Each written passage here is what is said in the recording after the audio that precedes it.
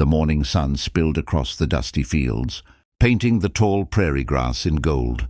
The ranch stretched endlessly, a kingdom of silence and cattle, ruled by one man, Cole Maddox, the richest rancher in the county.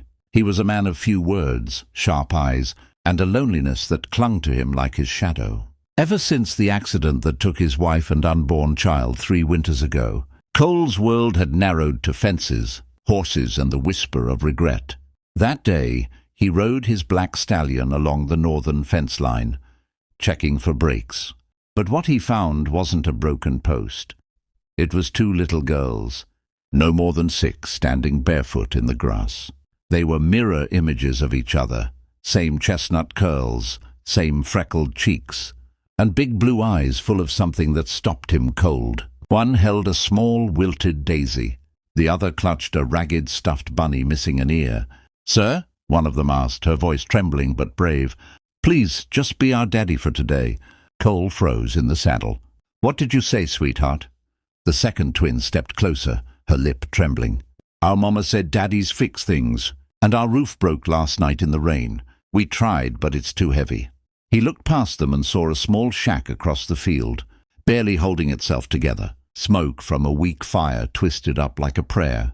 Cole's heart, rusted shut for years, gave a small, painful beat. "I'm not your daddy," he said quietly, sliding off his horse. The first girl sniffled. "We know, but could you just pretend? Just today?" He could have ridden away. Should have. But something about their voices, innocent, unguarded, desperate, anchored him to the spot. Without another word, he tied his horse and followed them. Their shack was worse up close, walls warped. Roof caved in on one side, a few broken toys scattered around. Inside he found their mother, pale and coughing, lying on a cot near the fireplace. Her eyes widened when she saw him. "Mr. Maddox?" she rasped. I didn't know they'd gone out." "I'm sorry, sir." He knelt beside her. "You're sick." "Just fever. It'll pass." He looked at the thin blankets, the near-empty pot, the trembling girls clinging to each other. "No," he said, standing. "This won't do." By nightfall, Cole had patched their roof, chopped firewood, and brought food from his ranch kitchen. The twins followed him everywhere, handing him nails, holding boards, laughing shyly every time he smiled. When they finally sat beside him under the stars, one of them leaned against his arm and whispered, "You're just like Daddy used to be." Cole swallowed hard. What happened to him? The girls exchanged glances. "Mama says he went to heaven 'cause it's the only place that could keep him safe." Cole looked at the stars, those same cold lights he'd cursed for years, and for the first time since the accident, his heart ached not from loss, but from life stirring again. That night, as he rode back home, he could still hear their voices. "Please, just be our daddy for today." He knew sleep wouldn't come easy, because part of him had already said yes.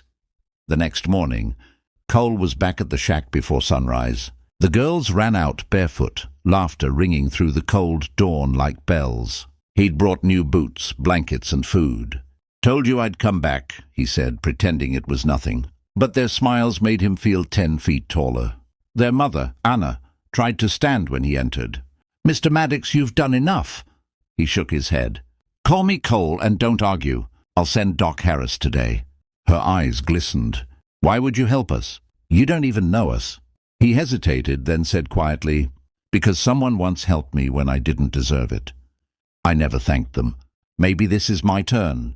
That day stretched into weeks. The girls started visiting the ranch, learning how to feed the horses, laughing as Cole tried to teach them how to ride. The once silent ranch was alive again, with giggles, tiny boots in the dirt, and Anna's gentle voice humming as she mended torn shirts by the porch. The ranch hands started calling them the little Maddox girls, and even Cole didn't correct them anymore. But happiness, he'd learned, always tested a man's heart before it stayed. One stormy night, Anna collapsed again, this time worse. Cole carried her through the rain to his truck, the twins crying in the back seat. The doctor's words later were quiet but heavy. "Her heart's weak. She's been sick a long time. For 2 days Cole sat by her bed, holding her hand as the twins slept curled together on the couch. When she woke, her voice was faint. "Cole, promise me something." He leaned closer. "If I can't stay," she whispered, tears glinting. "Please don't let them grow up feeling alone. They already love you, and I think you love them too." He wanted to speak, but his throat burned. All he could do was nod. Anna passed quietly before dawn. When the girls woke, Cole was still there, holding their tiny hands, his eyes red. They didn't say anything. They just climbed into his arms and wept. Weeks later, at the small burial by the meadow, Cole stood beside the twins as the wind moved gently through the grass. He looked down at the headstone, then at the girls who clung to him silently. He took off his hat, knelt to their level and said softly, "You remember that day by the fence? When you asked me to be your daddy for just one day?" They nodded, tears spilling down. He smiled through his own. "Well, how about forever?" The twins threw their arms around his neck, sobbing into his chest.